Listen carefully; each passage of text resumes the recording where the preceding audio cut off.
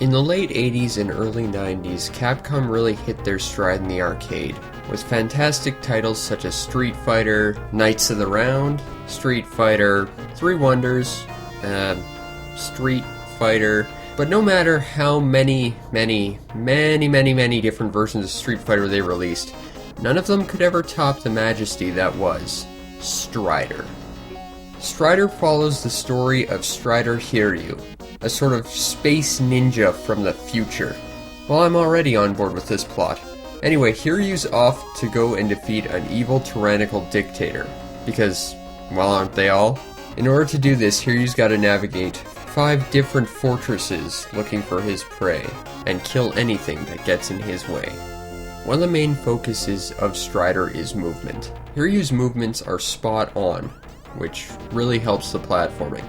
You can climb up walls, ascend through platforms that are above you, even hang on the roof if you need to. One of the weird things about his movement, though, are his jumps. They follow preset jump arcs, which at first seems a little bit weird, but after a few minutes you'll get used to it, and that's when the brilliance of the movement really shines. While Hiryu's jump arcs are predetermined and you can't change them once you've left the ground, all the enemy attacks seem to line up with his jump arcs. So if you learn how to time his jumps perfectly, you'll be jumping above one shot but below another, and cutting everyone up in between. And pretty quick it just becomes one giant ballet of gunfire and sword slashes. And that's where the gameplay of Strider really shines through. In addition to his ninja reflexes, Hiryu has quite an arsenal at his disposal. His plasma sword, Cypher, will cut down pretty much any enemy in 1 or 2 hits. Even most mini-bosses will go down quite quickly. If that weren't enough, you can upgrade it so it does more damage, and even increase the range on that thing, making it something really worth fearing. Hiryu also has several options that will appear from time to time. Stuff like a small little satellite droid, a giant killer eagle, or even a cybernetic death panther. Yeah, Strider's the man. While 5 levels doesn't seem like all that much, the environments are huge, usually with several hidden areas, and even a few trapped areas you can skip entirely. Despite the size of them, that doesn't mean they're anywhere near easy. If you're not quite prepared, you will get taken down really quickly. This game was designed to eat quarters, so even if you know what you're doing, it will take some time to get through all the way to the end of each level. While the gameplay is spot on in Strider, I think the most impressive thing about it is the audio design. Honestly, the soundtrack is pretty mediocre. Being completely honest here, outside the jingle to the first stage intro, I honestly don't remember any of it. But what was really cool was the voice acting. Let me put this into perspective for you. This was in the arcades in 1989. Voice acting was not something that was terribly common in games at that time.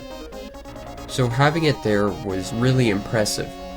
But if that weren't enough, the game features regional dialects. Hiryu speaks in Japanese, the English bounty hunter speaks in English, the tyrannical dictator speaks in Russian. This is something that we don't do today. So the fact that Capcom did this back in 1989 is just unprecedented. That is just so incredibly cool. The sound effects are really good too.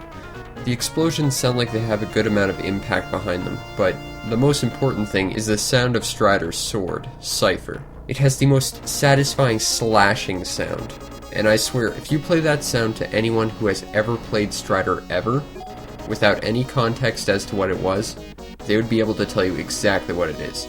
It's just that memorable a sound effect. And because it's such a strong, powerful sound effect, it really emphasizes the strength of Strider's weapon, and that he is sort of a one-man army that's just sent to destroy everything. And by extension of that, so are you.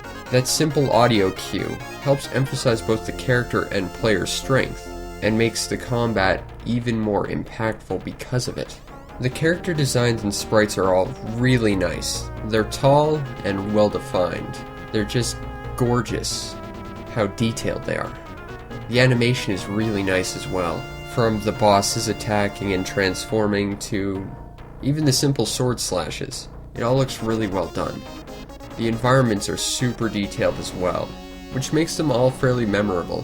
From the flying fortress to even the Russian palaces in the first level. My one gripe with Strider is that the checkpoint system is a little bit wonky. Let me give you an example. I was playing one of the later stages, and I fell into a bit of a trap room where I had to fight a mini-boss. There was a checkpoint before I fell into the trap room, and one in it. So that's cool, if I die in the mini-boss, I can just start back there and fight them again. No problem.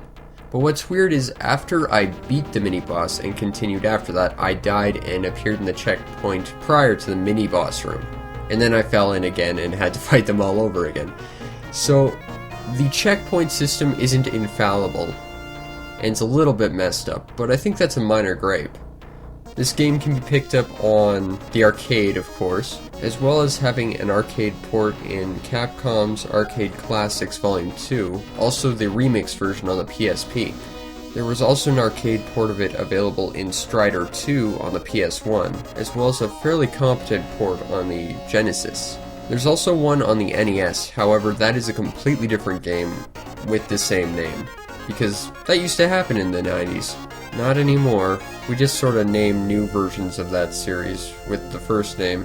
Case in point, there's a new Strider. Came out a few months ago. Pretty damn good. But that's Strider. One of, if not the single best, future space ninja platforming arcade games ever released by Capcom.